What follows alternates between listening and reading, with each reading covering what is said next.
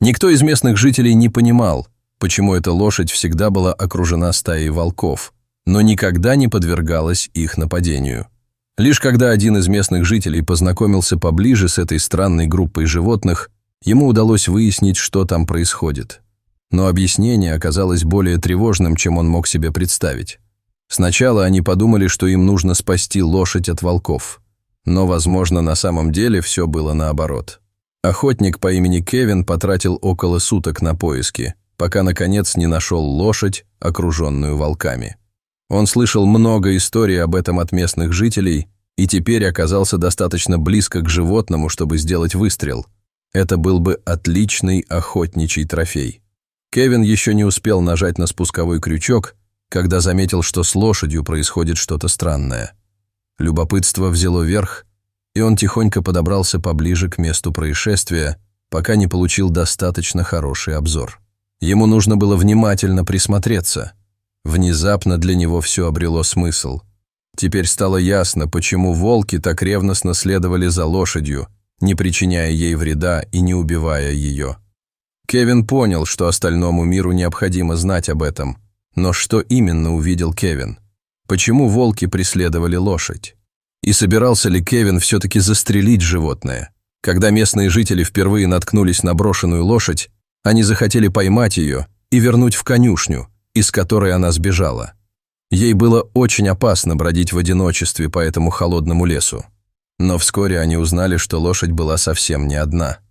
Когда местные жители подошли поближе, они обнаружили, что она окружена волками. И как только эти волки заметили, что рядом есть люди, которые поднимаются на гору по одному, они сразу же подошли к ним. Они рычали и показывали свои зубы во всеуслышание. Местные жители решили, что хотя они и хотели спасти эту лошадь, ради этого не стоило рисковать собственными жизнями. Они поспешили обратно в безопасную деревню так быстро, как могли, полагая, что волки собираются полакомиться бедной лошадью. Но, как ни странно, ничего подобного не произошло. К облегчению местных жителей волки не стали их преследовать. Вместо этого они просто спокойно вернулись к лошади, но не напали на нее. Они окружили животное, как будто пытались защитить его. Но от чего или от кого? Зачем им понадобилось делать что-то подобное? Последние пару месяцев зима была суровой, и можно было с уверенностью предположить, что этим волкам не хватало еды.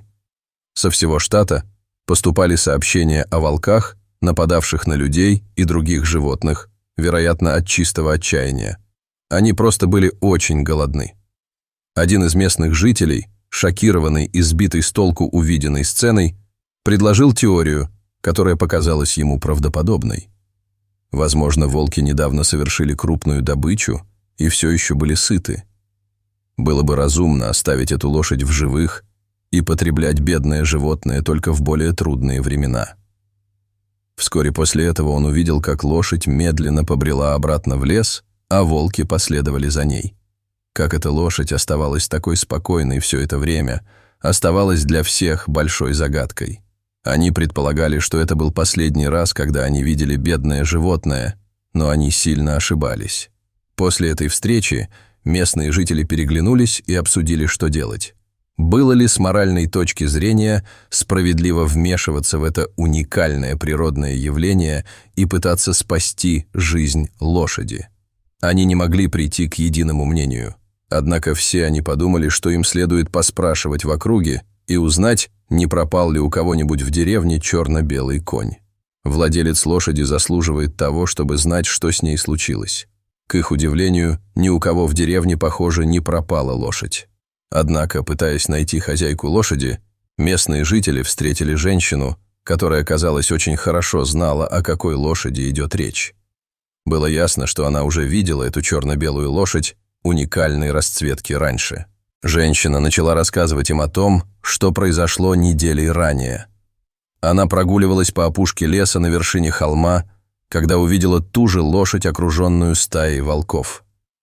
Она была не единственной, кто заметил это, и это доказывало, что такое странное поведение животных наблюдается уже некоторое время.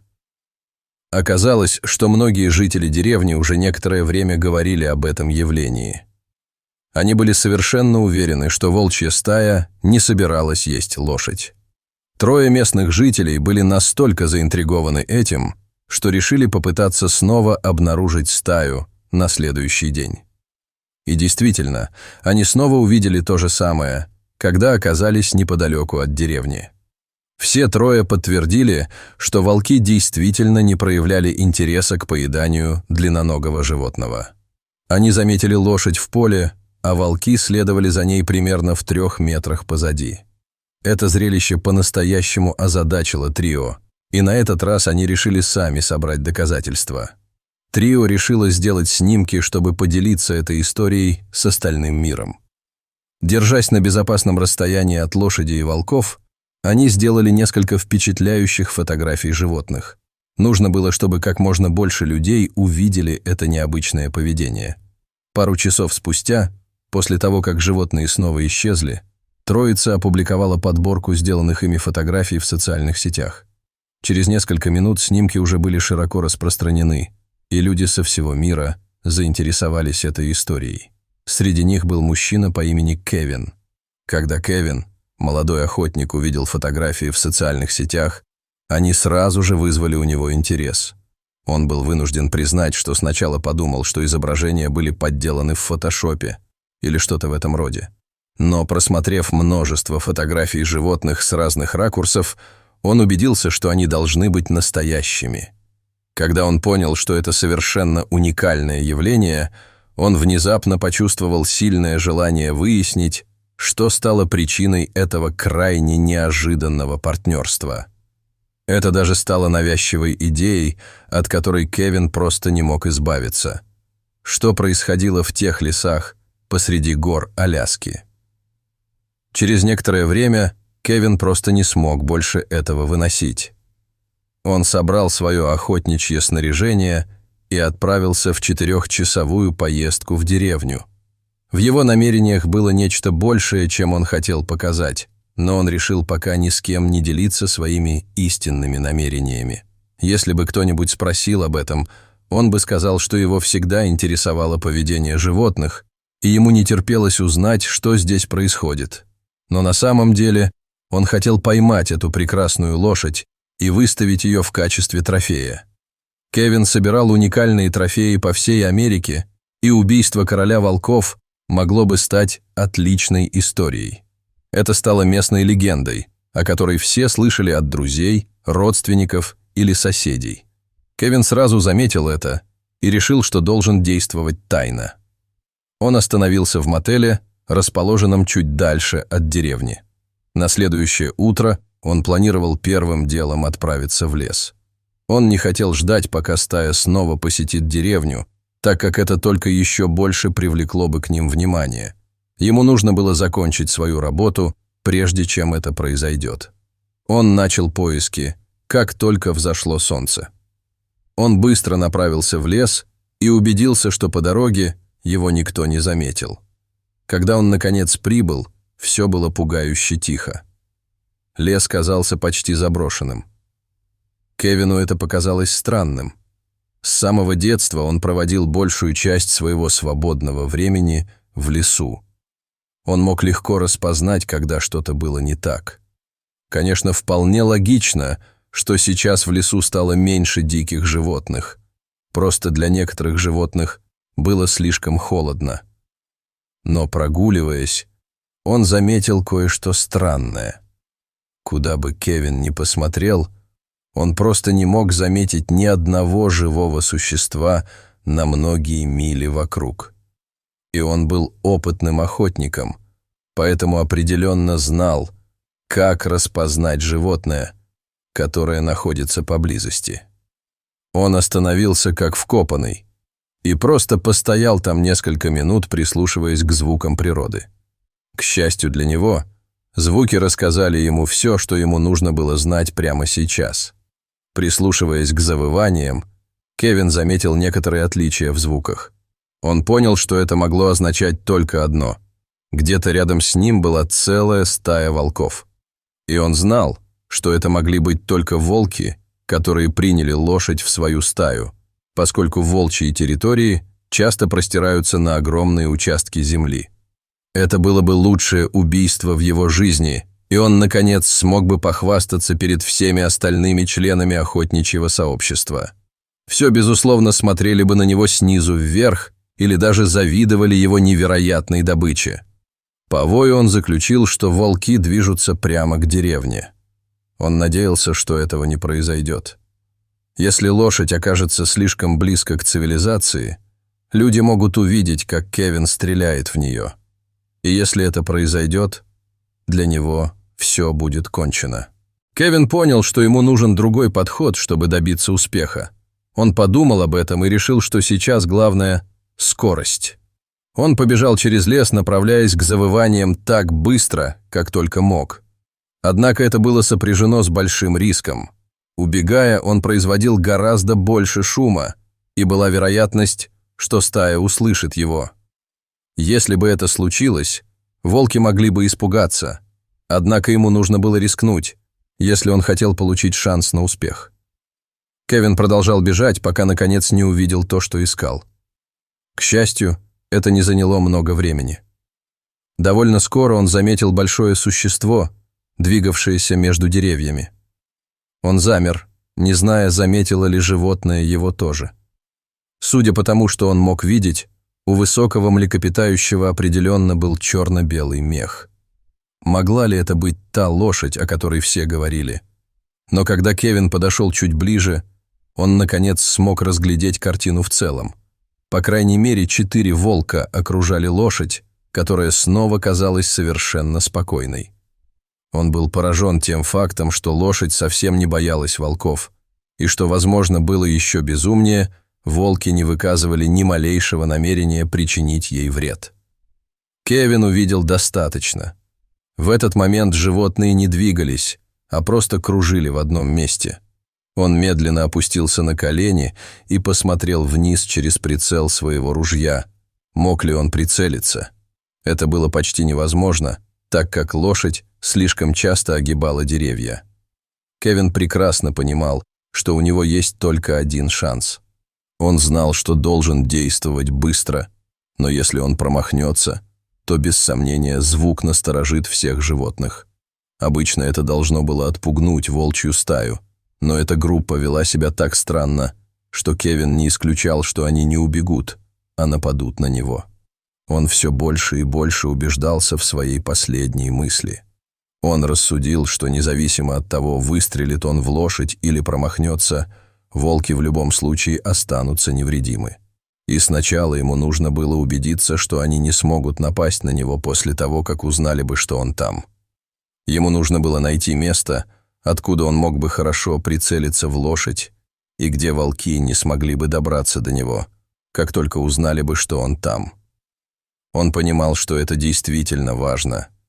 Если он этого не сделает, то может не вернуться домой живым. Кевин немного походил вокруг, но не нашел ничего, что могло бы послужить ему подходящим укрытием. Однако он не торопился. Конь, казалось, отдыхал, и волки тоже улеглись вокруг него, так что, похоже, они собирались остаться там на некоторое время. Внезапно Кевин заметил дерево прямо рядом с собой.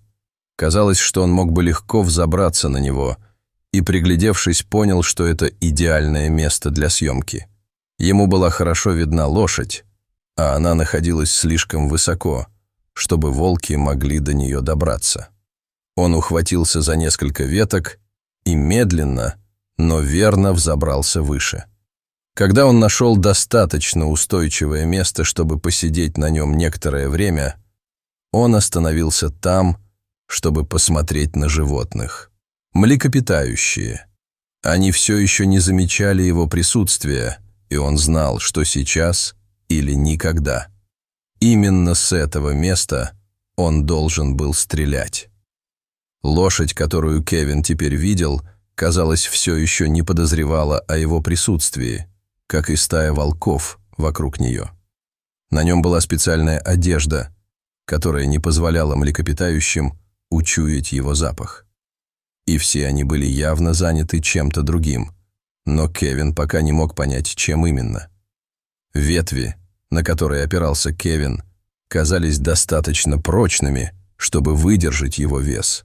Он медленно взял винтовку в руки и посмотрел в оптический прицел правым глазом. Как раз в тот момент, когда он собирался прицелиться, он услышал странный шум. Сначала он не мог понять, откуда доносится шум, но, похоже, он не прекращался. Он огляделся, но не заметил никакого движения. И это было странно, потому что шум становился только громче. Что бы это ни было, оно, казалось, приближалось все ближе и ближе. Прежде чем он смог полностью осознать, что происходит, все ветки, на которые он опирался, начали подламываться под ним, и Кевин с грохотом рухнул на землю. Он закрыл глаза, ожидая удара, и смирился с тем, что это может стать его концом. Но впервые в жизни он был по-настоящему счастлив из-за сильного холода и снегопада. Толстый белый ковер под ним смягчил большую часть его падения, и он не сильно пострадал.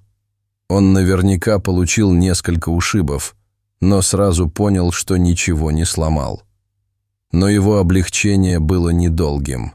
Он услышал приближающийся вой волков. Не было никаких сомнений, что они слышали, как он упал, и, вероятно, тоже видели его. Когда он снова высунул голову из-под снега, он оказался почти лицом к лицу с ними. Они показывали ему зубы с явными недобрыми намерениями. Кевин напрягся и ждал нападения, но этот момент так и не наступил. Когда он открыл глаза, то увидел, что волки на самом деле отступают от него. Они освобождали место для лошади, которая теперь приближалась к нему.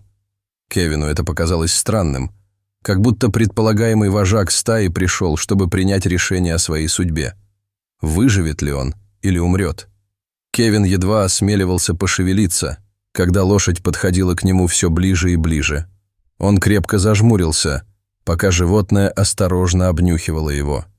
Вероятно, это продолжалось всего несколько секунд, но Кевину показалось, что прошла целая вечность, прежде чем он наконец почувствовал, что теплое дыхание лошади снова исчезло. Когда он снова открыл глаза, лошадь развернулась и медленно уходила от него. Злобное поведение волков улеглось, и они последовали за лошадью прочь от Кевина. Но, похоже, они не спешили убираться оттуда. Кевин попытался встать и сделал несколько шагов назад.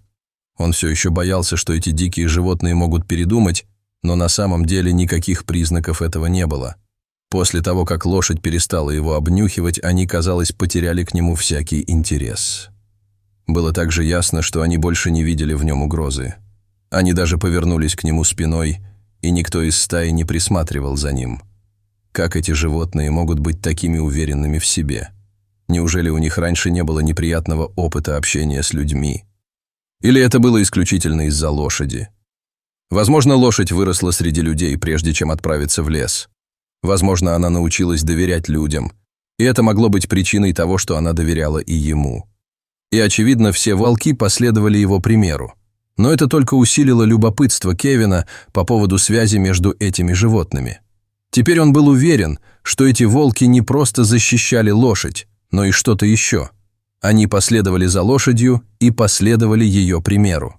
Даже сейчас казалось, что лошадь сама выбрала маршрут, по которому они собирались ехать, и Кевин все еще не был уверен в причинах этого. Он решил некоторое время последовать за стаей и понаблюдать за ними.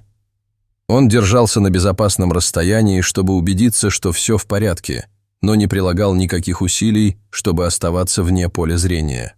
Эти животные его не боялись, и пока он не застал их врасплох, все должно было быть в порядке. Возможно, это было рискованное решение, но это был единственный способ получить ответы, которые он действительно искал. Примерно через час ходьбы лошадь и волки остановились рядом с определенным деревом. Глаза Кевина расширились от изумления, когда он увидел, как разворачивается нечто шокирующее. Ему пришлось протереть глаза, чтобы убедиться, что ему не почудилось. Это должно быть розыгрыш, верно? Он смотрел прямо на то, что раньше считал невозможным. За свою жизнь охотника и лесного человека он повидал немало безумных поступков животных. Но то, что сейчас вытворяла эта лошадь, казалось, было не от мира сего. Хотя это, наконец, объяснило, почему волки так долго преследовали эту лошадь не убивая ее. У них было что-то вроде сотрудничества, что казалось неслыханным, но это, безусловно, стало бы ответом на все вопросы, которые возникали относительно этой странной волчьей стаи. Возможно, ему это не просто показалось. И тут начало происходить настоящее чудо. В то время как волки спокойно ждали вокруг, лошадь встала на дыбы и попыталась забраться достаточно высоко, чтобы снять что-нибудь с дерева над ними. Кевин и забыл, какой высокой может быть лошадь. Волки, конечно, сами никогда бы не смогли забраться на такую высоту. Но что же такого особенного в этом дереве? Кевин поднял глаза и увидел старый охотничий капкан, в который попал дикий кабан. Бедное животное замерзло там насмерть. Очевидно, кто-то из местных жителей установил эту ловушку, но шансы на то, что этот человек вернется в это место, были невелики, учитывая сильный холод.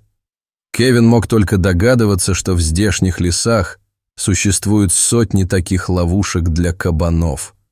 Дома в деревне и вокруг нее были расположены очень далеко, и добраться до супермаркета не всегда было легко. Вот почему многие добывали себе пропитание охотой на диких животных, и установка таких ловушек была давней традицией. Волки, вероятно, унюхали этих пойманных животных и заметили, что они могут быть хорошим источником пищи в самые холодные зимние месяцы. Кевин предположил, что стая вполне могла привести лошадь в эти места, чтобы она могла добывать для них пищу.